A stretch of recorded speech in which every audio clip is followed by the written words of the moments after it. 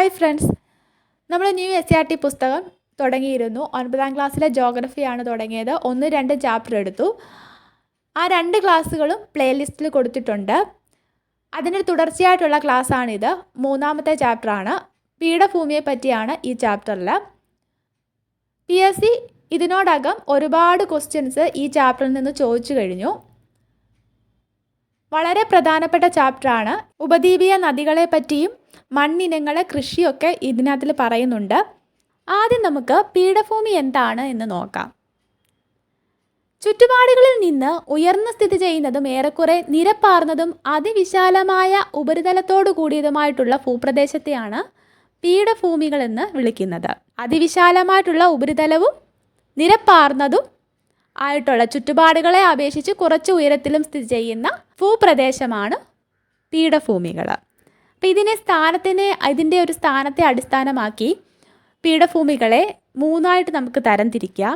പർവ്വതങ്ങളാൽ വലം ചെയ്യപ്പെട്ട പീഠഭൂമികളുണ്ട്, പർവ്വത അടിവാരങ്ങളിൽ സ്ഥിതി ചെയ്യുന്ന പീഠഭൂമികളുണ്ട്, വൻകര പീഠഭൂമികളുണ്ട്. അപ്പം നമ്മൾ ഇതിനെപ്പറ്റിയുള്ള കൂടുതൽ വിവരങ്ങളും അതുപോലെ ഉദാഹരണങ്ങളുമാണ് ഇനി നോക്കുന്നത്. ഉപദ്വീപീയ പീഠഭൂമിയെ പറ്റിയാണ് ആദ്യം പറയുന്നത്. ഉപദ്വീപീയ പീഠഭൂമി ഇന്ത്യൻ ഭൂപടം എടുത്തു കഴിഞ്ഞാൽ എവിടെയായിട്ടാണ് സ്ഥിതി ചെയ്യുന്നത്? ഉത്തരേന്ത്യൻ സമതലത്തിന് തെക്കായിട്ടാണ് നമുക്ക് കാണാൻ സാധിക്കുക.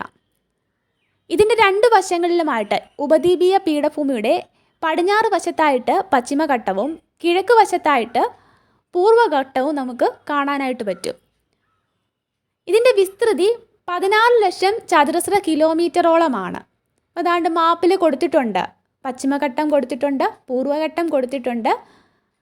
പിന്നെ കൊടുത്തിരിക്കുന്നത് പർവ്വതനിരകളാണ്. വിന്ധ്യ, സത്പുര, മഹാദിയോ, മൈക്കല ഒക്കെ കൊടുത്തിട്ടുണ്ട്. അപ്പം ഈ പശ്ചിമഘട്ടത്തിൻ്റെയും പൂർവ്വഘട്ടത്തിൻ്റെയും ഇടയ്ക്കായിട്ട് കാണപ്പെടുന്ന അത്രയും സ്പേസ് ആണെന്ത് ഉപദ്വീപീയ പീഠഭൂമി എന്ന് വിളിക്കുന്നത്.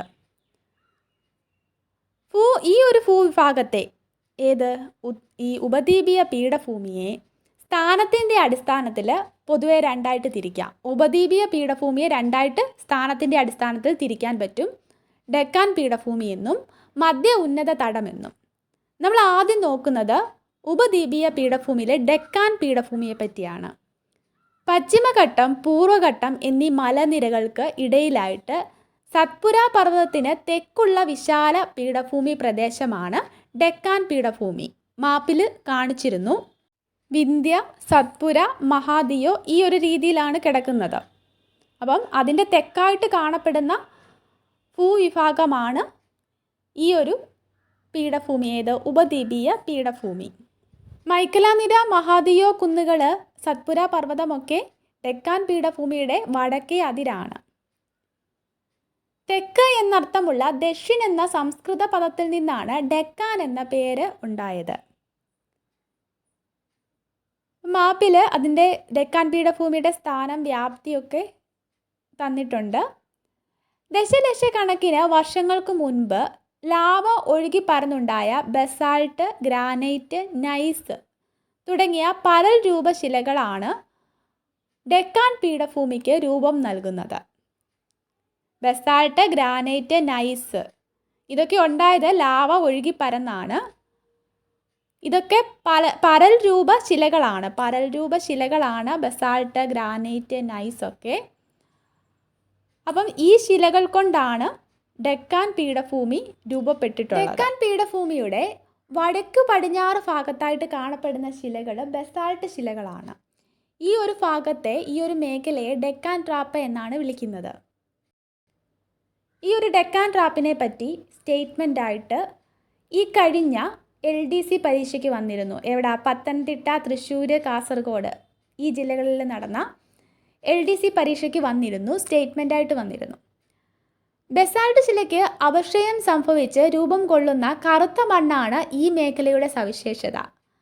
റിഗർ മണ്ണ് എന്നറിയപ്പെടുന്ന ഫലപുഷ്ടിയും ജലസംഭരണ ശേഷിയുമുള്ള ഈ മണ്ണ് വേനലിലും കാർഷിക വിളകൾക്ക് സംരക്ഷണമേകുന്നു. റിഗർ മണ്ണ് കാണപ്പെടുന്നത് എവിടായിട്ടാണ്? ഡെക്കാൻ പീഠഭൂമിയുടെ വടക്കു പടിഞ്ഞാറ് ഭാഗത്തായിട്ടാണ്. ബസാൾട്ട് ശിലയ്ക്ക് അപക്ഷയം സംഭവിച്ച് രൂപം കൊള്ളുന്ന മണ്ണാണ് കറുത്ത മണ്ണ്. കറുത്ത മണ്ണിനെ എന്താണ് റിഗർ മണ്ണ് എന്നും വിളിക്കാറുണ്ട്. പരുത്തി കൃഷിക്ക് ഏറെ പ്രയോജനപ്രദമായതുകൊണ്ട് ഈ മണ്ണിന് കറുത്ത പരുത്തി മണ്ണ് എന്നും പേരുണ്ട്. ചുണ്ണാമ്പ്, ഇരുമ്പ്, മഗ്നീഷ്യം, അലൂമിനിയം തുടങ്ങിയ ധാതു ലവണങ്ങൾ റിഗർ മണ്ണിൻ്റെ പ്രത്യേകതയാണ്. അപ്പം റിഗർ മണ്ണിൻ്റെ പ്രത്യേകതയാണ് എന്തൊക്കെ അടങ്ങിയിരിക്കുന്നു? ചുണ്ണാമ്പ്, ഇരുമ്പ്, മഗ്നീഷ്യം, അലൂമിനിയം ഒക്കെ ഇതിൽ അടങ്ങിയിട്ടുണ്ട്. ഡെക്കാൻ പീഠഭൂമിയുടെ അരികുകളാണ് പശ്ചിമഘട്ടമെന്നും പൂർവ്വഘട്ടമെന്നും നമ്മൾ പഠിച്ചു. കേരളത്തിൻ്റെ കിഴക്കു ഭാഗത്തായിട്ട് സ്ഥിതി ചെയ്യുന്ന സഹ്യ പർവ്വതനിരയെക്കുറിച്ച് നമ്മൾ പഠിച്ചിട്ടുണ്ട്. സഹ്യ പർവ്വതനിര എന്താണ്? പശ്ചിമഘട്ടമാണ്. കേരളത്തിൻ്റെ കിഴക്ക് ഭാഗത്തായിട്ടാണ് സഹ്യ പർവ്വതനിര കാണപ്പെടുക. ഇത് നമ്മുടെ കാലാവസ്ഥയിലും ജൈവവൈവിധ്യത്തിലും ജനജീവിതത്തിലും നിർണായകമായിട്ടുള്ള സ്വാധീനം ചെലുത്തുന്നുണ്ട്. തെക്ക് കന്യാകുമാരി മുതൽ വടക്ക് ഗുജറാത്ത് വരെ വ്യാപിച്ചു കിടക്കുന്ന ഏകദേശം 1600 കിലോമീറ്റർ നീളത്തിൽ വ്യാപിച്ചു കിടക്കുന്ന ഈ മലനിരയ്ക്ക് പശ്ചിമഘട്ടം എന്നാണ് പൊതുവായിട്ടുള്ള പേര്. സഹ്യപർവ്വതനിരയെ പശ്ചിമഘട്ടം എന്നാണ് പൊതുവായിട്ട് വിളിക്കുന്നത്. ഈ മലനിരയാണ് ഡെക്കാൻ പീഠഭൂമിയുടെ പടിഞ്ഞാറൻ അരിക്. കേരളത്തിൻ്റെ കിഴക്കൻ അതിരാണ് ഡെക്കാൻ പീഠഭൂമിയുടെ പടിഞ്ഞാറൻ അരികാണ് വെസ്റ്റേൺ ഗാറ്റ്സ്. വടക്കു നിന്നും തെക്കോട്ട് എന്ന ക്രമത്തിൽ ഈ പർവ്വതനിരയുടെ ഉയരം കൂടി വരികയാണ് ചെയ്യുക. പ്രസ്താവനയായിട്ടൊക്കെ ചോദിച്ചിട്ടുണ്ട്. വടക്കു നിന്നും തെക്കോട്ട് എങ്ങനെയാണ് പർവ്വതനിരയുടെ ഉയരം കൂടുകയാണോ കുറയുകയാണോ ചെയ്യുന്നത്? കൂടി വരികയാണ് ചെയ്യുക. വടക്കു നിന്നും തെക്കോട്ട് എന്ന് പറയുമ്പോൾ താഴോട്ട് വരുമ്പം കൂടി വരികയാണ് ചെയ്യുക. ഉപദ്വീപീയ ഇന്ത്യയിലെ തന്നെ ഏറ്റവും ഉയരമുള്ള കൊടുമുടി ഏതാണ്? ആനമുടി. ആനമുടി പശ്ചിമഘട്ടത്തിലെ ആനമലയിലാണ് സ്ഥിതി ചെയ്യുന്നത്. ഇവിടെ ചിത്രം കൊടുത്തിട്ടുണ്ട് ആനമുടിയുടേത്. ആനമുടിയുടെ ഉയരം എത്രയാണ്? 2695 മീറ്ററാണ്. 2695 മീറ്ററാണ് ആനമുടിയുടെ ഉയരം. കേരളത്തിൽ ആനമല, ഏലമല എന്നീ പേരുകളിലും അറിയപ്പെടുന്ന പശ്ചിമഘട്ട മലനിരയ്ക്ക് കർണാടകം, തമിഴ്നാട് ഭാഗത്ത് നീലഗിരി എന്നും മഹാരാഷ്ട്രയിൽ സഹ്യാദ്രി എന്നുമാണ് പേര്. ആനമല, ഏലമല എന്നീ പേരുകളിൽ അറിയപ്പെടുന്ന പശ്ചിമഘട്ട നിര എങ്ങനെയൊക്കെ അറിയപ്പെടുന്നു? കേരളത്തിൽ ആനമല, ഏലമല എന്നൊക്കെ അറിയപ്പെടുന്നു. കർണാടകം, തമിഴ്നാട് ഭാഗത്ത് നീലഗിരി എന്നും മഹാരാഷ്ട്രയിലെ സഹ്യാദ്രി എന്നുമാണ് പശ്ചിമഘട്ട നിര അറിയപ്പെടുന്നത്. തമിഴ്നാട്ടിലെ നീലഗിരി നിരയിൽ ഉൾപ്പെട്ട ദോഡാബെട്ട എന്നത് ഈ മേഖലയിലെ മറ്റൊരു പ്രധാന കൊടുമുടിയാണ്. നീലഗിരി നിരയിൽ കാണപ്പെടുന്ന, തമിഴ്നാട്ടിലാണ് നീലഗിരി നിര, ആ നീലഗിരി നിരയിൽ കാണപ്പെടുന്ന മറ്റൊരു പ്രധാന കൊടുമുടിയുടെ പേരാണ് ദോഡാബെട്ട. അതിൻ്റെ ഉയരം ഇവിടെ കൊടുത്തിട്ടുണ്ട്, 6637 മീറ്ററാണ്. ഉപദ്വീപീയ പീഠഭൂമിയിലൂടെ ഒഴുകുന്ന നദികൾ ഉപദ്വീപീയ നദികൾ എന്നാണ് അറിയപ്പെടുന്നത്. ഇതൊക്കെ പിറവി കൊള്ളുന്നത് പശ്ചിമഘട്ട നിരയിലാണ്. ഇവിടെ മാപ്പ് നോക്കുമ്പോൾ നമുക്ക് മഹേന്ദ്രഗിരി കാണാം, നല്ല മല, അതുപോലെ പാൽകൊണ്ട മല, ജാവാടി കുന്നുകൾ, ദോഡാബെട്ട ഒക്കെ കാണാം. അപ്പം ഇതിൻ്റെയൊക്കെ സ്ഥാനം എവിടായിട്ടാണ്? ഉപദ്വീപീയ പീഠഭൂമിയുടെ കിഴക്കായിട്ടാണ് വരിക. പശ്ചിമഘട്ടത്തെ അപേക്ഷിച്ച് താരതമ്യേന ഉയരം കുറഞ്ഞ കുന്നുകളുടെ നിരയാണ് ഇവിടെ. അപ്പോൾ ഇതിനെ പൂർവ്വഘട്ടം എന്നാണ് വിളിക്കുന്നത്. ഒഡീഷയിലെ മഹാനദീതടം മുതൽ തമിഴ്നാട്ടിലെ നീലഗിരി നിരകൾ വരെ ഏകദേശം 800 കിലോമീറ്ററാണ് പൂർവ്വഘട്ടത്തിൻ്റെ ആകെ നീളം. പശ്ചിമഘട്ടത്തിൻ്റെ നമ്മൾ പറഞ്ഞു 1600 കിലോമീറ്ററാണ്. പൂർവ്വഘട്ടത്തിൻ്റെ ആകെ നീളം 800 കിലോമീറ്ററാണ്. കിഴക്കോട്ടൊഴുകുന്ന ഉപദ്വീപീയ നദികൾ പൂർവ്വഘട്ടത്തിൻ്റെ തുടർച്ച നഷ്ടപ്പെടുത്തി കിഴക്കൻ തീരസമതലങ്ങളിലൂടെ ഒഴുകും. പശ്ചിമഘട്ടവും പൂർവ്വഘട്ടവും നീലഗിരി കുന്നുകളിലാണ് സംഗമിക്കുക. അപ്പം പശ്ചിമഘട്ടവും പൂർവ്വഘട്ടവും സംഗമിക്കുന്ന മേഖലയാണ് നീലഗിരി കുന്നുകൾ. നമ്മളിതുവരെ നോക്കിയത് ഡെക്കാൻ പീഠഭൂമിയാണ്. ഇനി നോക്കാൻ പോകുന്നത് മധ്യ ഉന്നത തടം. സത്പുര പർവ്വതനിരയ്ക്ക് വടക്കുള്ള വിശാല പീഠപ്രദേശമാണ് മധ്യ ഉന്നത തടം.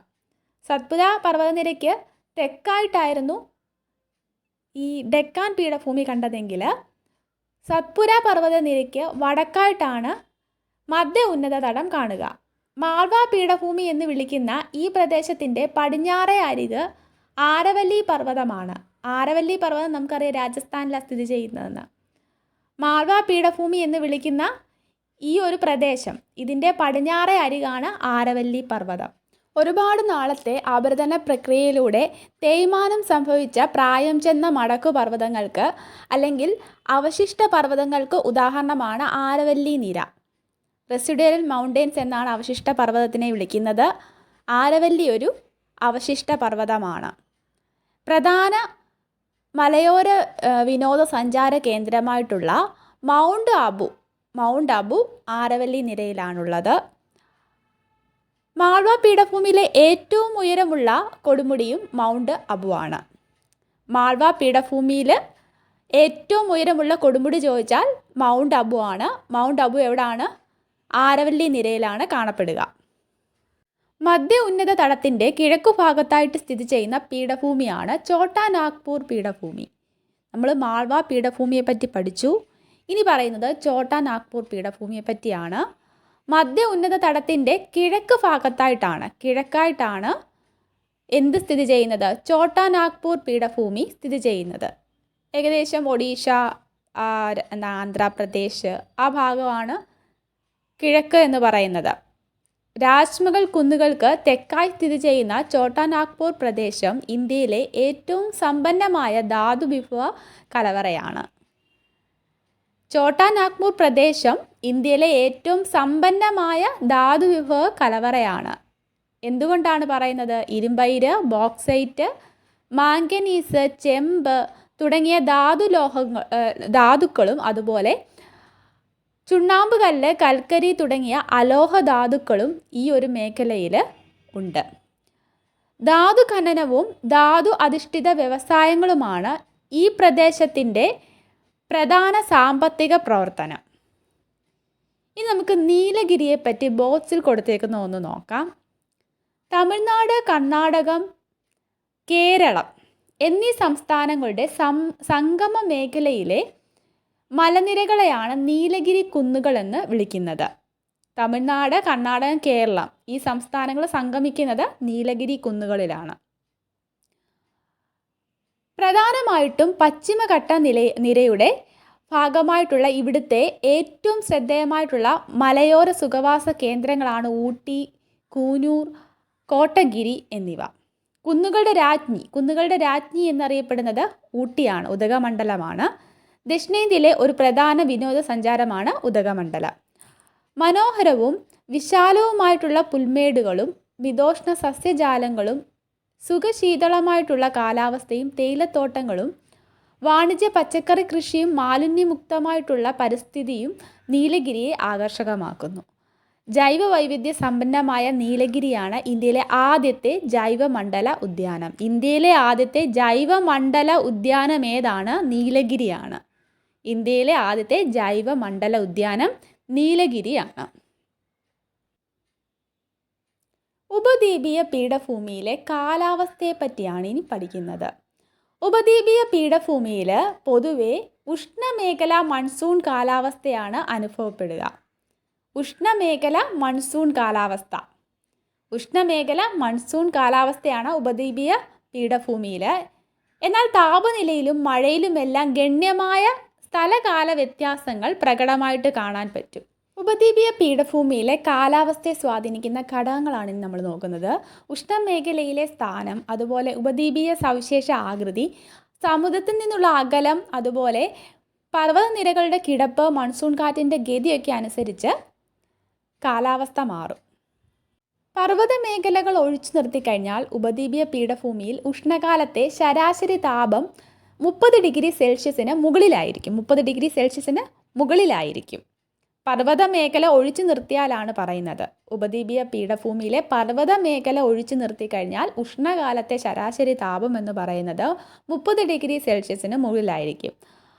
മാർച്ച് മാസത്തിൽ ഡെക്കാൻ പീഠഭൂമിയിലെ താപനില സാധാരണ 38 ഡിഗ്രി സെൽഷ്യസ് വരെ ഉയരാറുണ്ട് മാർച്ച് മാസത്തിൽ. പശ്ചിമഘട്ടത്തിലെ ഉയർന്ന പ്രദേശങ്ങളിൽ പൊതുവെ കുറഞ്ഞ താപനിലയാണ് രേഖപ്പെടുത്താറ്. പീഠഭൂമിയുടെ ഉൾപ്രദേശങ്ങളിൽ ശൈത്യകാലത്ത് ദൈനിക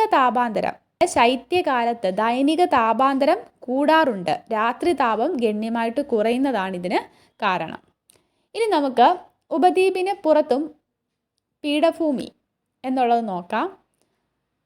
എവിടെയാണ് ഉപദ്വീപിന് പുറത്ത് പീഠഭൂമിയുള്ളത്? രാജസ്ഥാനിലെ ജയ്സാൽമീറിൽ കാണപ്പെടുന്ന മാർബിൾ, സ്ലേറ്റ്, നൈസ് തുടങ്ങിയ കായാന്തരിത ശിലാനിർമ്മിത ഭാഗങ്ങൾ ഉപദ്വീപീയ പീഠഭൂമിയുടെ ഭാഗമാണെന്ന് കണ്ടെത്തിയിട്ടുണ്ട്. മാർബിൾ, സ്ലേറ്റ്, നൈസ് ഒക്കെ മെറ്റമോർഫിക് റോക്സിന് ഉദാഹരണമാണ്. ഇത് എവിടെ കാണപ്പെടുന്നു? രാജസ്ഥാനിലെ ജയ്സാൽമീറിൽ കാണപ്പെടുന്നുണ്ട്. കൂടാതെ ഇന്ത്യയുടെ വടക്ക് കിഴക്കായിട്ട് വേറിട്ട് നിൽക്കുന്ന മേഘാലയ പീഠഭൂമി, ഇന്ത്യയുടെ വടക്ക് കിഴക്കായിട്ട് മേഘാലയ പീഠഭൂമിയുണ്ട്. ഭൗമചലനങ്ങളാൽ പ്രധാന ഉപദ്വീപീയ പീഠഭൂമിയിൽ നിന്നും വേർപെട്ടതാണ് എന്ന് കണക്കാക്കുന്നു. ഗുജറാത്തിലെ കച്ച് കത്യാവാർ മേഖലയിലെ ശിലാതലപ്പുകൾ ഉപദ്വീപീയ പീഠഭൂമിയുടെ ഭാഗമാണെന്ന് കണ്ടെത്തിയിട്ടുണ്ട്. അപ്പം ഉപദ്വീപീയ പീഠഭൂമിയുടെ ഭാഗങ്ങൾ ഉപദ്വീപീയ പീഠഭൂമിയുടെ പുറത്തായിട്ട് കാണപ്പെടുന്നത് എവിടെയൊക്കെയാണ്? രാജസ്ഥാനിലുണ്ട്, അതുപോലെ മേഘാലയ പീഠഭൂമി, അതുപോലെ ഗുജറാത്തിലെ കച്ച് കത്യാവാർ മേഖലയിൽ.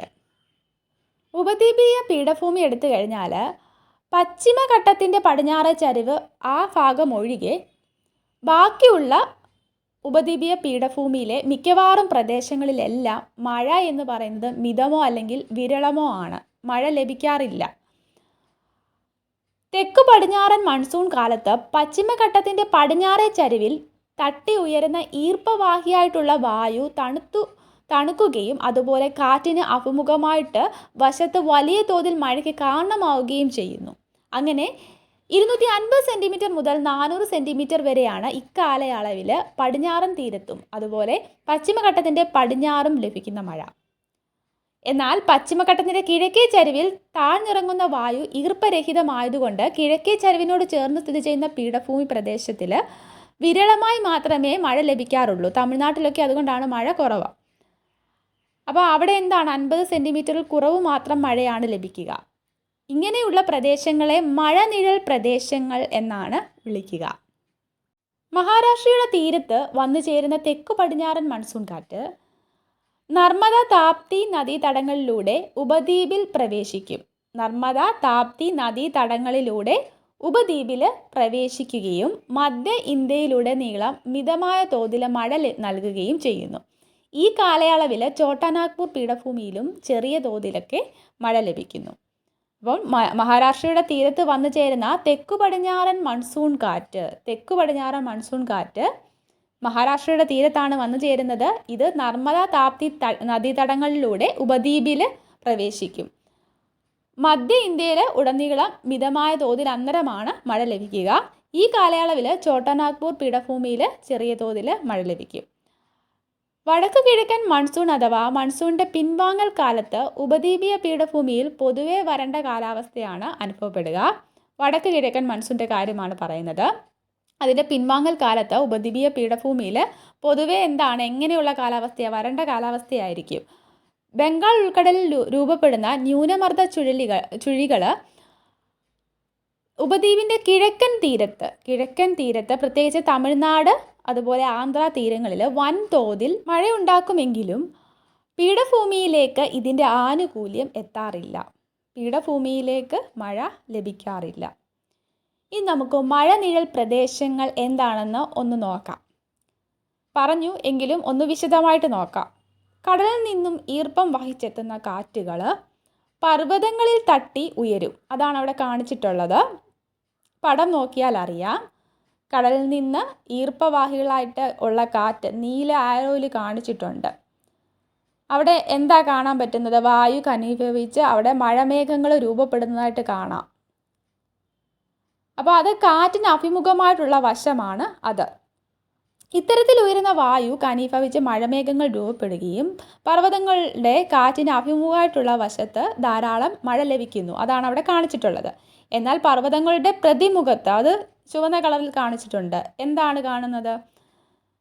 വായു എങ്ങനെയാണ്? ഈർപ്പരഹിതമാണ്. അതുകൊണ്ട് തന്നെ മഴ കുറവായിരിക്കും. ഇത്തരം പ്രദേശങ്ങളെയാണ് നമ്മൾ മഴനിഴൽ പ്രദേശങ്ങൾ എന്ന് വിളിക്കുന്നത്. ഡെക്കാൻ പീഠഭൂമിയുടെ ഒരു പരിച്ഛേദം ഇവിടെ കാണിച്ചിട്ടുണ്ട്. ഉപദ്വീപീയ ഇന്ത്യയുടെ പരിച്ഛേദം ചിത്രകാരൻ്റെ ഭാവനയിൽ കാണിച്ചിരിക്കുകയാണ്. അറബിക്കടൽ കാണിച്ചിട്ടുണ്ട്, പടിഞ്ഞാറൻ തീരസമതലം, അതുപോലെ കിഴക്കാണെങ്കിൽ ബംഗാൾ ഉൾക്കടലും കിഴക്കൻ തീരസമതലവും കാണിച്ചിട്ടുണ്ട്. പൂർവ്വഘട്ടവും പശ്ചിമഘട്ടവും അപ്പുറവും ഇപ്പുറമായിട്ട് കാണിച്ചിട്ടുണ്ട്. നടുക്ക് ഉപദ്വീപീയ പീഠഭൂമി. അങ്ങനെയാണ്. അപ്പം ഇനി നമ്മൾ പഠിക്കുന്നത് ഉപദ്വീപീയ നദികളെ പറ്റിയാണ്. ചിത്രത്തിൽ നമുക്ക് ഉപദ്വീപീയ പീഠഭൂമിയുടെ പൊതുവായ ചരിവ് പടിഞ്ഞാറ് നിന്ന് കിഴക്കോട്ടാണ് എന്ന് നമുക്ക് മനസ്സിലാക്കാം. ഇതിൽ ഉയർന്ന ഭാഗം പശ്ചിമഘട്ടമാണെന്ന് ചിത്രം നോക്കുമ്പോൾ മനസ്സിലാവും. കുറച്ച് ഉയരം കുറഞ്ഞ ഭാഗം, പശ്ചിമഘട്ടത്തിനെ അപേക്ഷിച്ച് ഉയരം കുറഞ്ഞ ഭാഗമാണ് പൂർവ്വഘട്ടം. ഉപദ്വീപീയ ഇന്ത്യയിലെ പ്രധാന ജലവിഭാജകമാണ് പശ്ചിമഘട്ടം. വാട്ടർ ഡിവൈഡാണ് പശ്ചിമഘട്ടം. പശ്ചിമഘട്ടവും മധ്യ ഉന്നത തടത്തിലെ മലനിരകൾ, അതുപോലെ ഡൽഹി കുന്നുകൾ വരെ നീളുന്ന ആരവല്ലി നിരയും ചേർന്ന് ഉപദ്വീപിലെ നീരൊഴുക്കിനെ നമുക്ക് മൂന്നായിട്ട് തിരിക്കാം. എങ്ങനെയൊക്കെയാണ്?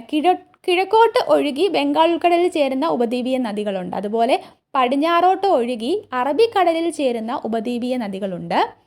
വടക്കോട്ടൊഴുകി യമുനയിലും ഗംഗയിലും ചേരുന്ന നദികളുണ്ട്. അങ്ങനെ മൂന്നായിട്ടാണ് നമുക്ക് ഉപദ്വീപീയ നദികളെ നമുക്ക് ഡിവൈഡ് ചെയ്യാൻ പറ്റുന്നത്. അതിൻ്റെ നീരൊഴുക്കിൻ്റെ അടിസ്ഥാനത്തിൽ നമുക്ക് ഡിവൈഡ് ചെയ്യാനായിട്ട് പറ്റുന്നത്.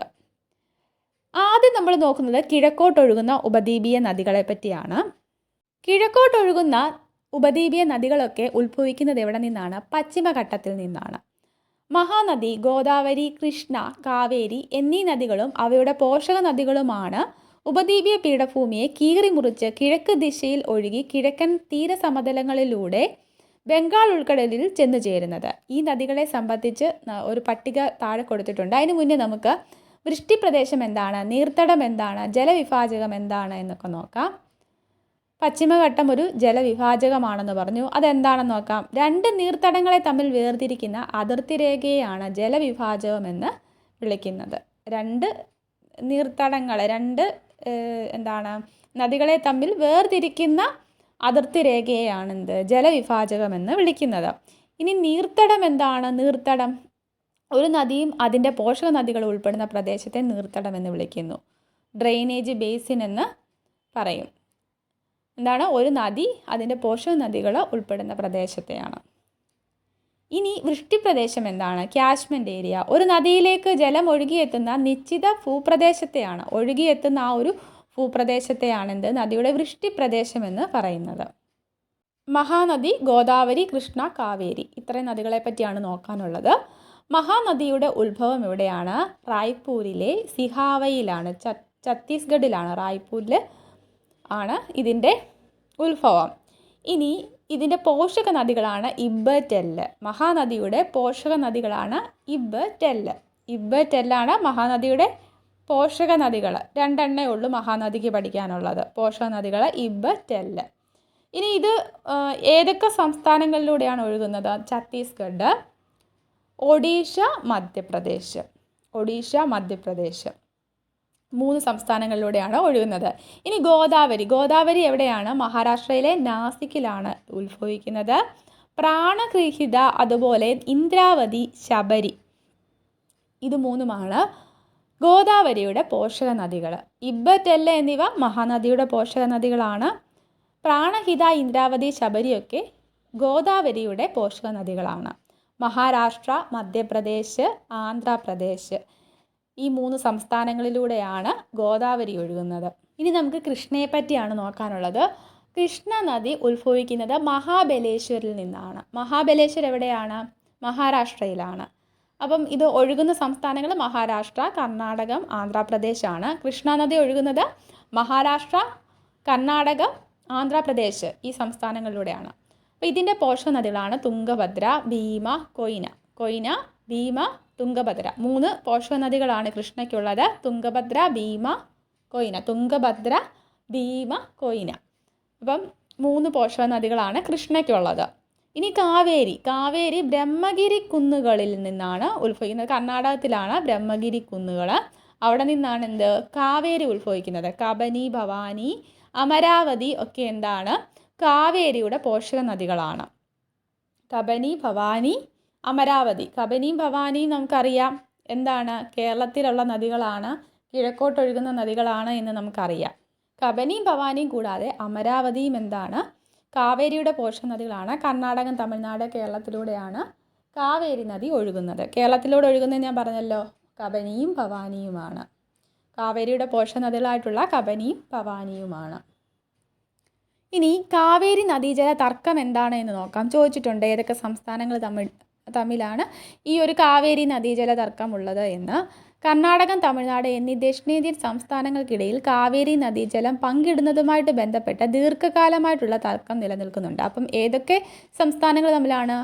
കർണാടകവും തമിഴ്നാടും തമ്മിലാണ്. നദീജലം പങ്കിടുന്നതുമായി ബന്ധപ്പെട്ട് സ്വാതന്ത്ര്യത്തിന് മുമ്പുണ്ടാക്കിയ കരാറ് 1924 സ്വാതന്ത്ര്യത്തിന് മുമ്പ് ഒരു കരാറുണ്ടാക്കിയിരുന്നു.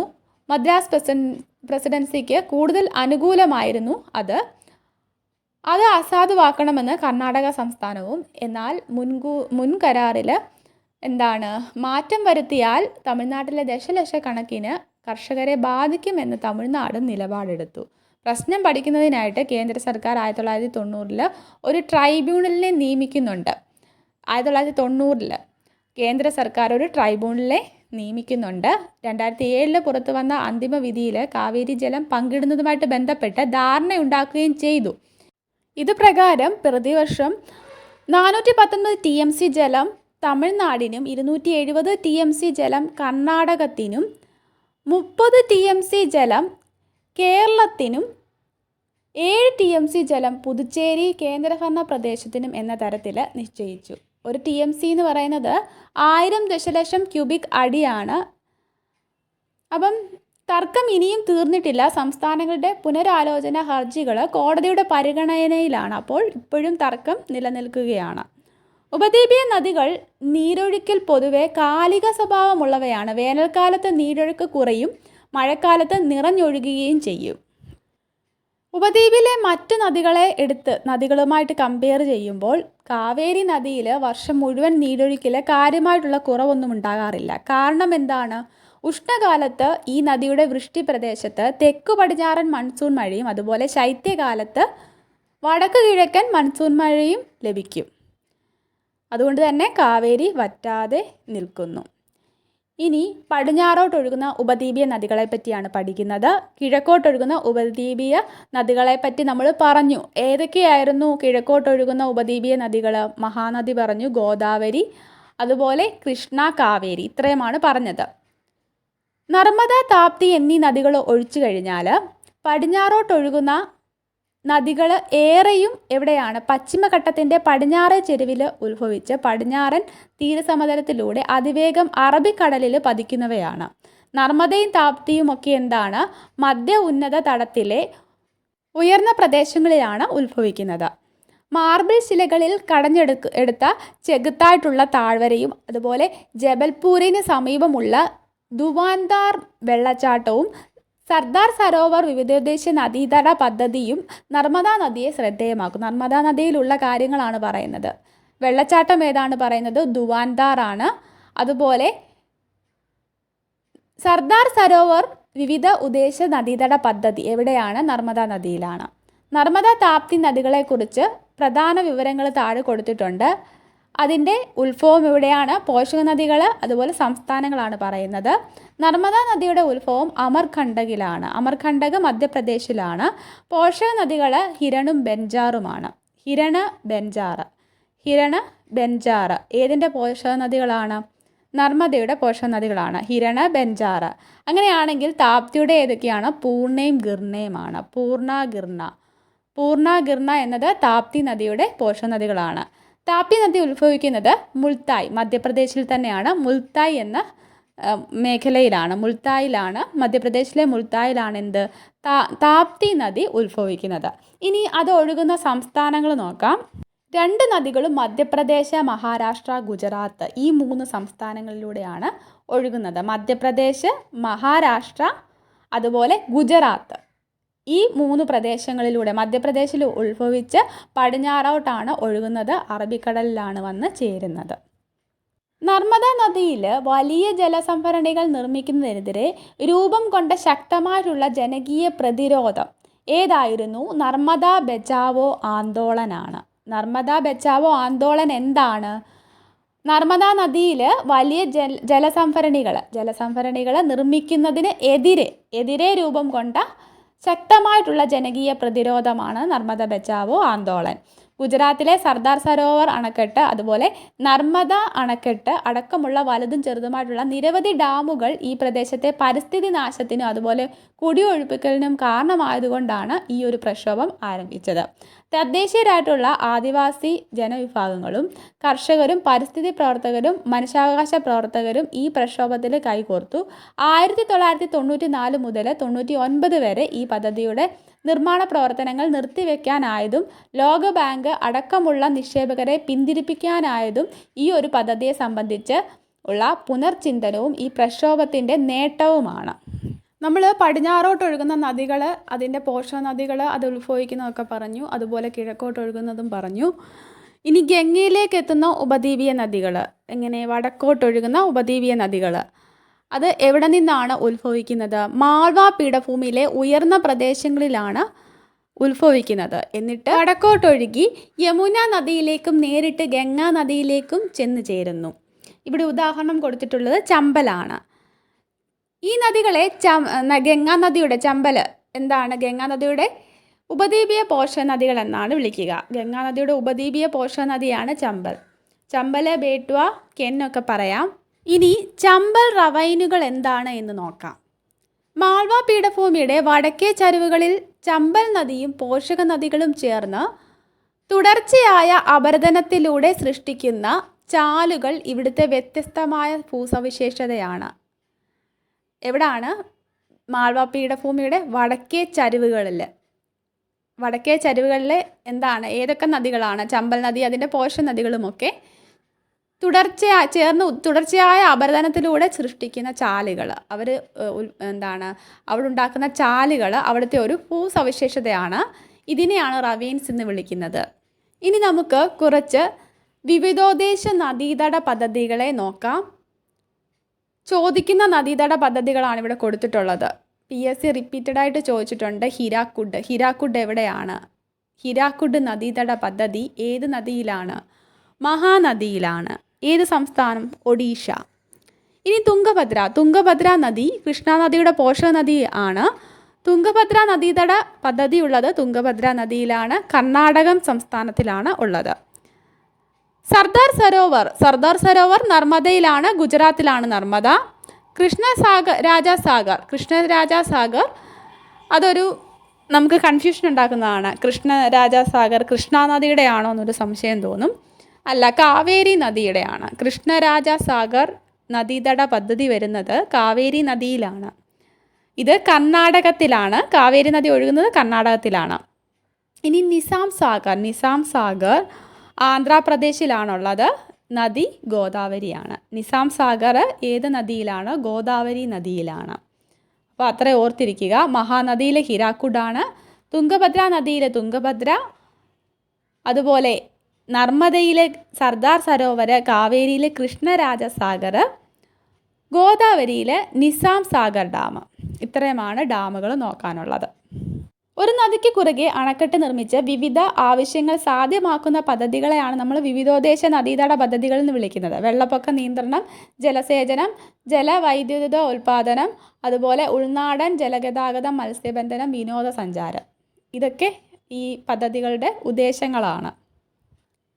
ഉപദ്വീപീയ പീഠഭൂമിയിലെ നൈസർഗിക സസ്യജാലങ്ങളെ പറ്റിയാണ് നോക്കുന്നത്. ആദ്യം നോക്കുന്നത് ഉഷ്ണമേഖല ഇലപൊഴിയും കാടുകളാണ്. ഇത് ഉപദ്വീപീയ പീഠഭൂമിയിലെ ഏറ്റവും വ്യാപകമായ സ്വാഭാവിക വനങ്ങളാണ്. 70 സെൻറ്റിമീറ്റർ മുതൽ 200 സെൻറ്റിമീറ്റർ വരെ വാർഷിക മഴ ലഭിക്കുന്ന പ്രദേശങ്ങളിലാണ് ഇത് കാണപ്പെടുക. പൊതുവെ കാണപ്പെടുക 70 മുതൽ 200 സെൻറ്റിമീറ്റർ മഴ ലഭിക്കുന്നിടത്താണ്. മഴയുടെ ഏറ്റക്കുറച്ചിലുകൾ മുൻനിർത്തി ഇതിനെ രണ്ടായിട്ട് നമുക്ക് തിരിക്കാൻ പറ്റും. ഉഷ്ണമേഖല ഇലപൊഴിയും കാടുകളെ രണ്ടായിട്ട് തിരിക്കാം. ആർദ്ര ഇലപൊഴിയും കാടുകളെന്നും വരണ്ട ഇലപൊഴിയും കാടുകൾ. ഇതിൽ ആർദ്ര ഇലപൊഴിയും കാടുകൾ 100 മുതൽ 200 സെൻറ്റിമീറ്റർ മഴ ലഭിക്കുന്നിടത്താണ് കണ്ടുവരുന്നത്. പശ്ചിമഘട്ടത്തിൻ്റെ കിഴക്കൻ ചെരുവുകളിലാണ് കൂടുതലായിട്ടും കണ്ടുവരുന്നത്. മധ്യപ്രദേശ്, ഛത്തീസ്ഗഡ്, അതുപോലെ ഛോട്ടാ നാഗ്പൂർ ഇവിടെയും കണ്ടുവരാറുണ്ട്. മധ്യപ്രദേശ്, ഛത്തീസ്ഗഡ്, ഛോട്ടാ നാഗ്പൂർ പ്രദേശങ്ങളിലും കണ്ടുവരാറുണ്ട്. തേക്ക്, സാല, ശിശം, മൗവ, അതുപോലെ ചന്ദനം തുടങ്ങിയ വൃക്ഷങ്ങളൊക്കെ ഈ വനങ്ങളിൽ പൊതുവായിട്ട് കാണപ്പെടും. വരണ്ട ഇലപൊഴിയും കാടുകൾ 70 മുതൽ 100 സെൻറ്റിമീറ്റർ വാർഷിക മഴ ലഭിക്കുന്നിടത്താണ് കാണുക. മഴ തീരെ കുറഞ്ഞ മേഖലകളോട് അടുക്കുമ്പോൾ ഇത് മുൾക്കാടുകൾക്കും കുറ്റിച്ചെടികൾക്കും വഴിമാറും. വരൾച്ചാകാലം എത്തുന്നതോടെ ഈ സസ്യങ്ങൾ പൂർണ്ണമായും ഇല പൊഴിക്കുകയും വനങ്ങൾ ഇലകളില്ലാത്ത സസ്യങ്ങൾ നിറഞ്ഞ പുൽമേടുകളായിട്ട് മാറുകയും ചെയ്യും. തേക്ക്, റോസ് വുഡ്, ആക്സിൽ വുഡ്, മുളവർഗ്ഗങ്ങൾ തുടങ്ങിയവയാണ് ഇവിടെ കാണുക. എവിടെ? വരണ്ട ഇലപൊഴിയും കാടുകളായിട്ട് കാണുക. ഇനി ഉഷ്ണമേഖല മുൾക്കാടുകൾ. നമ്മൾ ഉഷ്ണമേഖല മഴക്കാടുകളാണ് പറഞ്ഞത്. ഇനി ഉഷ്ണമേഖല മുൾക്കാടുകളാണ് പറയാൻ പോകുന്നത്. 75 സെൻറ്റിമീറ്ററിൽ താഴെ വാർഷിക മഴ ലഭിക്കുന്നതും ഉയർന്ന താപനിലയുള്ളതുമായിട്ടുള്ള പ്രദേശങ്ങളിലാണ് ഇത്തരം സസ്യജാലങ്ങൾ കണ്ടുവരുന്നത്. ഇനി നോക്കുന്നത് ദക്ഷിണപർവ്വത വനങ്ങളാണ്. പീഠഭൂമിയിലെ ഉയർന്ന പ്രദേശങ്ങളായ പശ്ചിമഘട്ടം, വിന്ധ്യാനിരകൾ, നീലഗിരി കുന്നുകൾ എന്നിവിടങ്ങളിൽ കാണപ്പെടുന്ന സസ്യജാലങ്ങളെ പൊതുവിൽ ദക്ഷിണപർവ്വത വനങ്ങൾ എന്ന വിഭാഗത്തിലാണ് ഉൾപ്പെടുത്തുന്നത്. ഇവിടങ്ങളിൽ 1500 മീറ്ററിൽ കൂടുതൽ ഉയരമുള്ള ഇടങ്ങളിൽ മിതോഷ്ണ സസ്യജാലങ്ങളും താഴേക്ക് വരുമ്പോൾ ഉപോഷ്ണ സസ്യജാലങ്ങളുമാണ് കാണപ്പെടുക. നീലഗിരി, പളനി, ആനമല നിരകളിലെ ഉപോഷ്ണ സസ്യജാലങ്ങളെ ചോലവനങ്ങൾ എന്നാണ് വിളിക്കുക. ചോലവനങ്ങൾ കാണപ്പെടുന്നത് നീലഗിരി, പളനി, ആനമല പോലുള്ള നിരകളിലാണ് കാണപ്പെടുക. ഇനി മണ്ണിനങ്ങളാണ് നമ്മൾ നോക്കുന്നത്. ഉപദ്വീപീയ പീഠഭൂമിയിലെ മണ്ണിനങ്ങൾ. ഉപദ്വീപീയ പീഠഭൂമിയിൽ കാണപ്പെടുന്ന മണ്ണിനങ്ങളിൽ ഏറെയും തനതിടത്ത് രൂപപ്പെടുന്നവയാണ്. എന്ന് വെച്ചാൽ ഇൻസിറ്റു സോയിൽസ് ആണ്. ഇവിടെ കാണപ്പെടുന്ന മണ്ണിനങ്ങളെ കറുത്ത മണ്ണ്, ചെമ്മണ്ണ്, ലാറ്ററൈറ്റ് മണ്ണ്, പർവ്വത മണ്ണ് എന്നിങ്ങനെ നമുക്ക് തിരിക്കാം. മണ്ണിനങ്ങളെ പറ്റി നോക്കുന്നതിന് മുന്നേ എന്താണ് തനത് മണ്ണിനങ്ങൾ അല്ലെങ്കിൽ ഇൻസിറ്റു സോയിൽ അല്ലെങ്കിൽ ട്രാൻസ്പോർട്ടർ സോയിൽ എന്താണ്, വഹിച്ചു കൊണ്ടുവരുന്ന മണ്ണിനങ്ങൾ ഏതാണ് എന്ന് നോക്കാം. ഇൻസിറ്റു സോയിൽസും ഉണ്ട്, ട്രാൻസ്പോർട്ടർ സോയിൽസും ഉണ്ട്. എന്താണെന്ന് നോക്കാം.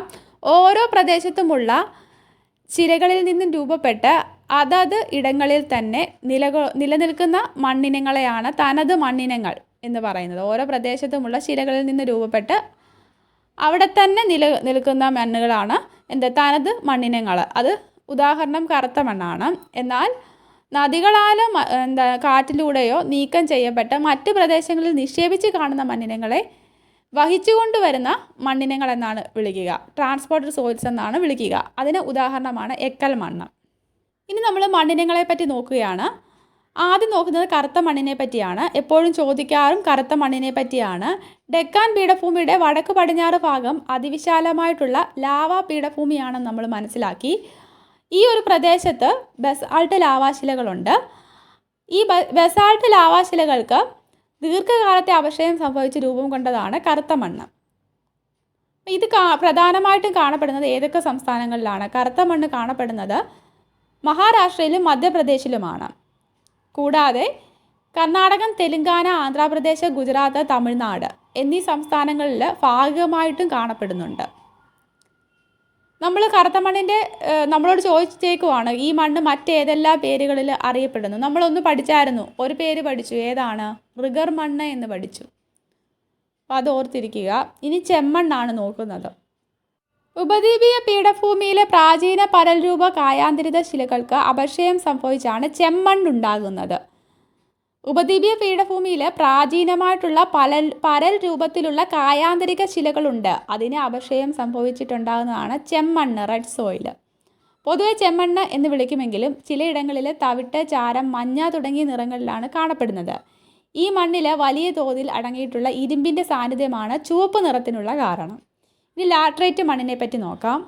കനത്ത മഴയും വരൾച്ചയും മാറി മാറി അനുഭവപ്പെടുന്ന പ്രദേശങ്ങളിൽ രൂപം കൊള്ളുന്ന മണ്ണാണ് ലാറ്ററൈറ്റ് മണ്ണ്. ഇതെങ്ങനെയാണ് ഉണ്ടാകുന്നത്? മണ്ണിലെ സിലിക്ക, ചുണ്ണാമ്പ് തുടങ്ങിയ ലവണങ്ങൾ ഊർനിറങ്ങൽ പ്രക്രിയയിലൂടെ നീക്കം ചെയ്യപ്പെടുന്നതിൻ്റെ ഫലമായിട്ടാണ്. പീഠഭൂമിയിൽ പശ്ചിമഘട്ടം, പൂർവഘട്ടം, രാജ്മഹൽ കുന്നുകൾ, വിന്ധ്യാസത്പുത പർവ്വതങ്ങൾ, മാൾവ പീഠഭൂമി തുടങ്ങിയ പ്രദേശങ്ങളിലാണ് മുഖ്യമായിട്ടും ലാറ്ററൈറ്റ് മണ്ണ് കാണപ്പെടുന്നത്. പൊതുവെ ഫലപുഷ്ടി കുറഞ്ഞതും കൃഷിയോഗ്യമല്ലാത്തതുമായിട്ടുള്ള മണ്ണിനമാണ് ലാറ്ററൈറ്റ് മണ്ണ്.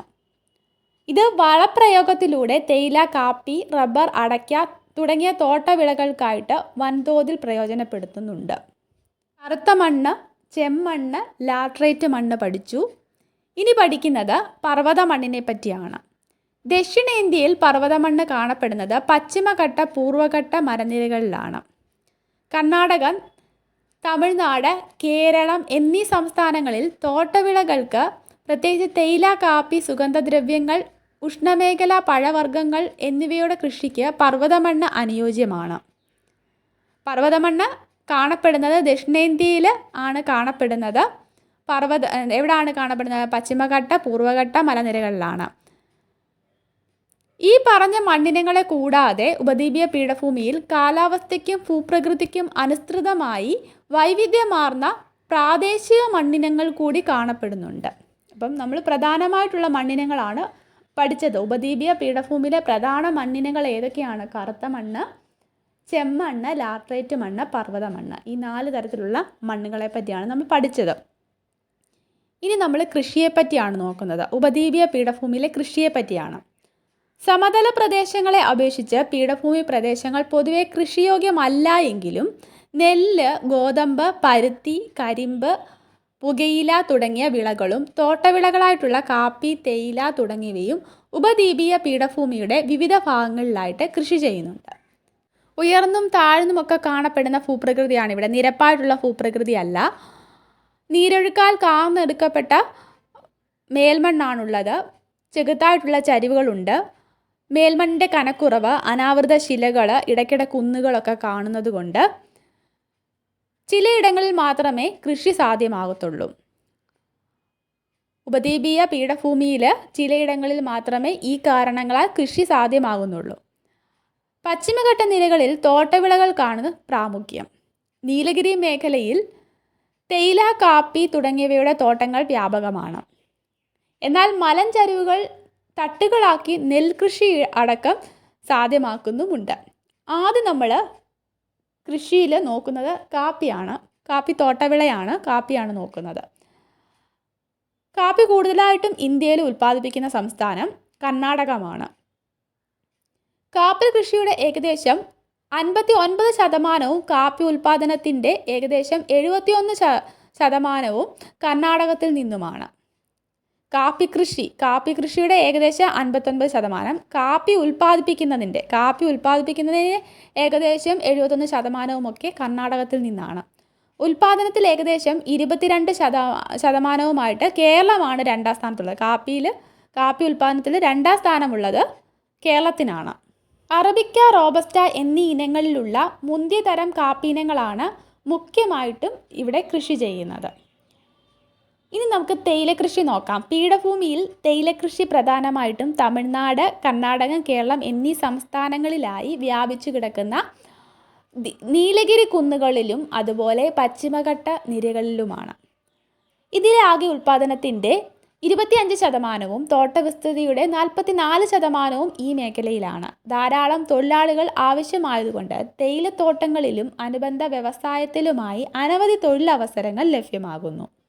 ഇനി ഇതിൻ്റെ കാപ്പിക്കുരുക്കളുടെ ചരിത്രം നോക്കാം.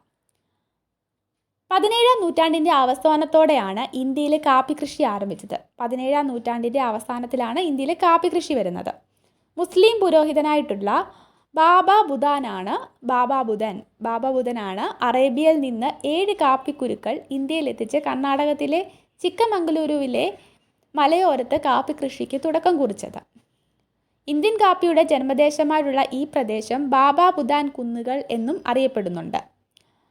ബ്രിട്ടീഷ് ഭരണകാലത്തും തുടർന്ന് കാപ്പിത്തോട്ടങ്ങളും കാപ്പി വ്യവസായങ്ങളും കൂടുതൽ വികസിച്ചു. ഇനി നമുക്ക് കരിമ്പ് കൃഷിയെപ്പറ്റി നോക്കാം. ഉത്തരേന്ത്യൻ സമതലങ്ങളിലാണ് കൂടുതൽ കരിമ്പ് കൃഷി ഉള്ളത് എങ്കിലും കരിമ്പ് കൃഷിക്ക് ഏറ്റവും അനുകൂലമായിട്ടുള്ള കാലാവസ്ഥ ഒരുക്കുന്നത് ഡെക്കാൻ പീഠഭൂമി പ്രദേശത്താണ്. ഇവിടുത്തെ അനുകൂല ഘടകങ്ങൾ എന്തെല്ലാമാണ് എന്ന് നമുക്ക് നോക്കാം. ഡെക്കാൻ പീഠഭൂമിയിലെ കറുത്ത ലാവ മണ്ണ്, ഉഷ്ണമേഖലാ കാലാവസ്ഥയും ദീർഘമായ വിളവെടുപ്പ് കാലവും, ഉഷ്ണമേഖലയിൽ വിളയുന്ന കരിമ്പിലെ താരതമ്യേന ഉയർന്ന അളവിലുള്ള സുക്രോസ് അംശം, ഇതൊക്കെ കൊണ്ട് ഡെക്കാൻ പീഠഭൂമിയിലെ കാലാവസ്ഥ എന്ന് പറയുന്നത് കരിമ്പ് കൃഷിക്ക് അനുകൂലമാണ് എന്ന് പറയാം. ഇനി പരുത്തി കൃഷിയെപ്പറ്റി നോക്കാം. പരുത്തി എന്ന് പറയുന്നത് ഒരു ഖാരിഫ് വിളയാണ്. എങ്കിലും ഉപദ്വീപീയ ഇന്ത്യയിൽ ഒക്ടോബർ മാസത്തോടെ കൃഷി ആരംഭിച്ച് ജനുവരി മുതൽ മെയ് വരെ മാസങ്ങളിലായിട്ട് വിളവെടുപ്പ് നടത്തുന്നുണ്ട്. കാരണം വളർച്ചയുടെ 7 മാസത്തോളം മഞ്ഞ് ഉണ്ടാകാൻ പാടില്ല. 21 ഡിഗ്രി മുതൽ 30 ഡിഗ്രി സെൽഷ്യസ് വരെ താപനിലയും 50 സെൻറ്റിമീറ്റർ മുതൽ 100 സെൻറ്റിമീറ്റർ വരെ വാർഷിക വർഷപാതവുമാണ് പരുത്തി കൃഷിക്ക് ആവശ്യം. എന്നാൽ മഴ കുറഞ്ഞ പ്രദേശങ്ങളിലും ജലസേചന സഹായത്തോടെ പരുത്തി കൃഷി നടത്തി വരുന്നുണ്ട്. ഡെക്കാൻ മാൾവ പീഠഭൂമി പ്രദേശങ്ങളിലെ കറുത്ത മണ്ണാണ് പരുത്തി കൃഷിക്ക് ഏറ്റവും അനുയോജ്യം. രാജ്യത്ത് ആകെ ഉൽപ്പാദനത്തിൽ 1-ാം സ്ഥാനം ഗുജറാത്തിനാണ്. രാജ്യത്ത് പരുത്തി ഉൽപ്പാദിപ്പിക്കുന്നതിൽ 1-ാം സ്ഥാനമുള്ളത് ഗുജറാത്തിനും 2-ാം സ്ഥാനം മഹാരാഷ്ട്രയ്ക്കുമാണ്.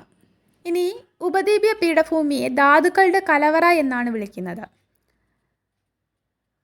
ഉപദ്വീപീയ പീഠഭൂമിയിലെ പലരൂപ ശിലാപാളികളിലും ഉയരം കുറഞ്ഞ കുന്നുകളിലുമാണ് ധാതുവിഭവങ്ങൾ ഏറെയും കേന്ദ്രീകരിച്ചിരിക്കുന്നത്. ഛോട്ടാനാഗ്പൂർ പീഠഭൂമിയെ ധാതുക്കളുടെ ഹൃദയഭൂമി എന്ന് വിശേഷിപ്പിക്കും. ഛോട്ടാനാഗ്പൂർ പീഠഭൂമിയെ വിശേഷിപ്പിക്കുന്നത് എങ്ങനെയാണ്? ധാതുക്കളുടെ ഹൃദയഭൂമി എന്നാണ്. ജാർഖണ്ഡ്, പശ്ചിമ ബംഗാൾ, ഒഡീഷ സംസ്ഥാനങ്ങളിലായിട്ട് വ്യാപിച്ചു കിടക്കുന്ന ഛോട്ടാനാഗ്പൂർ ഒഡീഷ പീഠഭൂമിയാണ് ഇന്ത്യയിലെ ഏറ്റവും സമ്പന്നമായിട്ടുള്ള ധാതുമേഖല. കൽക്കരി, ഇരുമ്പ്, മാംഗനീസ്, മൈക്ക, ബോക്സൈറ്റ്, ചെമ്പ് തുടങ്ങി ധാരാളം ലോഹ അലോഹ ധാതുക്കളാൽ സമൃദ്ധമാണ് ഇവിടം. ധാതുവിഭവങ്ങളുടെ ലഭ്യതയ്ക്കനുസരിച്ച് ഉപദ്വീപീയ പീഠഭൂമിയെ വിവിധ ധാതുമേഖലകളായിട്ട് തിരിക്കാം. ഏതൊക്കെയാണ് ആ മേഖലകൾ? വടക്ക് കിഴക്കൻ പീഠഭൂമി പ്രദേശം, മധ്യമേഖല, ദക്ഷിണമേഖല, വടക്കു പടിഞ്ഞാറൻ മേഖല, തെക്കു പടിഞ്ഞാറൻ മേഖല, ഇങ്ങനെയാണ് തിരിക്കുന്നത്. അതിൽ വടക്ക് കിഴക്കൻ പീഠഭൂമി പ്രദേശത്തെ പറ്റി നമുക്ക് നോക്കാം. ഏറ്റവും വലിയ ധാതുമേഖലയാണ് ഛോട്ടാനാഗ്പൂർ ഒഡീഷ പീഠഭൂമികൾ. ജാർഖണ്ഡ്, പശ്ചിമ ബംഗാൾ, ഒഡീഷ ഈ സംസ്ഥാനങ്ങളിലായിട്ട് ആണ് വടക്ക് കിഴക്കൻ പീഠഭൂമി പ്രദേശം എന്ന മേഖല വ്യാപിച്ചു കിടക്കുന്നത്. ഇവിടെ കൽക്കരി, ഇരുമ്പയിര്, മാംഗനീസ്, അഫ്രം, ബോക്സൈറ്റ്, ചെമ്പ് തുടങ്ങിയ ധാതുക്കൾ ഖനനം ചെയ്യപ്പെടുന്നു. ഇനി മധ്യമേഖല ഛത്തീസ്ഗഡ്, മധ്യപ്രദേശ്, തെലുങ്കാന, ആന്ധ്രാപ്രദേശ്, മഹാരാഷ്ട്ര എന്നീ സംസ്ഥാനങ്ങളിലായിട്ട് വ്യാപിച്ചു കിടക്കുന്നു. മാംഗനീസ്, ബോക്സൈറ്റ്, ചുണ്ണാമ്പ് കല്ല്, മാർബിള്, കൽക്കരി, അഫ്രം, ഇരുമ്പയിര്, ഗ്രാഫൈറ്റ് തുടങ്ങിയൊക്കെയാണ് ഇവിടെ ഉള്ളത്. ഇനി ദക്ഷിണമേഖല വരുന്നത് കർണാടക പീഠഭൂമിയും അതിനോട് ചേർന്ന് സ്ഥിതി ചെയ്യുന്ന തമിഴ്നാടിൻ്റെ ഭാഗങ്ങൾ ഉൾപ്പെട്ട മേഖലയിലാണ്. ഇരുമ്പയിരും ബോക്സൈറ്റും ലിഗ്നൈറ്റും ഒക്കെയാണ് ഇവിടെ കാണപ്പെടുന്നത്. ഇനി തെക്ക് പടിഞ്ഞാറൻ മേഖല, പടിഞ്ഞാറൻ കർണാടകവും ഗോവയും ചേർന്ന മേഖലയാണ്. ഇരുമ്പയിര്, കളിമണ്ണ് തുടങ്ങിയ ധാതുക്കളാണ് ഇവിടെ കാണപ്പെടുക. ഏതൊക്കെയാണ്? പടിഞ്ഞാറൻ കർണാടകവും ഗോവയും ചേർന്ന മേഖലയാണ് തെക്ക് പടിഞ്ഞാറൻ മേഖല. ഇനി വടക്ക് പടിഞ്ഞാറൻ മേഖല വരുന്നത് രാജസ്ഥാനിലെ ആരവല്ലി നിര അതിനോട് ചേർന്ന് സ്ഥിതി ചെയ്യുന്ന ഗുജറാത്തിൻ്റെ ഭാഗങ്ങൾ. ഇവിടെ ചെമ്പ്, ഈയം, സിങ്ക്, യുറേനിയം, മൈക്ക തുടങ്ങിയ ധാതുക്കളാണ് കാണപ്പെടുന്നത്. ഉപദ്വീപീയ പീഠഭൂമി പറ്റി നമ്മൾ എല്ലാ കാര്യങ്ങളും പഠിച്ചു. ഇവിടുത്തെ ജനസംഖ്യയെ പറ്റി പറയുകയാണെങ്കിൽ ഇവിടെ മിതമായിട്ടുള്ള ജനസംഖ്യയാണുള്ളത്. പൊതുവെ കൃഷിയോഗ്യമല്ല എന്ന് പറഞ്ഞു. അതുകൊണ്ട് തന്നെ ആദ്യകാലങ്ങളിൽ ഉപദ്വീപീയ പീഠഭൂമിയിൽ ജനവാസം പരിമിതമായിരുന്നു. പിൽക്കാലത്ത് ധാതു ഖനന പ്രവർത്തനങ്ങൾ ആരംഭിച്ചതും റോഡ്, റെയിൽ ഗതാഗത മാർഗങ്ങൾ വികസിച്ചതും ധാതു അധിഷ്ഠിത വ്യവസായങ്ങളുടെ ആവിർഭാവവും ജനങ്ങളെ പീഠഭൂമിയിലേക്ക് അടുപ്പിച്ചു. കൂടാതെ ജലസേചനവും സാങ്കേതിക സാധ്യതകളും മുൻനിർത്തിയുള്ള വാണിജ്യ കൃഷി സാധ്യതകളും ഇവിടെ ജനവാസം ഉയരുന്നതിന് കാരണമാവുകയാണ് ചെയ്തത്. ഇനി ഇന്ത്യയിലെ പ്രധാന നഗരങ്ങൾ ഏതൊക്കെയാണ് എന്ന് മാപ്പിൽ കൊടുത്തിട്ടുണ്ട്. നമുക്ക് ഏതൊക്കെ സംസ്ഥാനങ്ങളിൽ ഏതൊക്കെ പ്രധാന നഗരങ്ങളാണുള്ളത് എന്ന് നോക്കാം. ഇവിടെ നോക്കുമ്പോൾ നമുക്ക് താഴേന്ന് നോക്കാം. കേരളം കാണാം. നമുക്ക് കേരളത്തിൽ പ്രധാന നഗരം തിരുവനന്തപുരം. ഇനി തമിഴ്നാട്ടിൽ നോക്കുകയാണെങ്കിൽ കോയമ്പത്തൂർ, ചെന്നൈ കാണാം.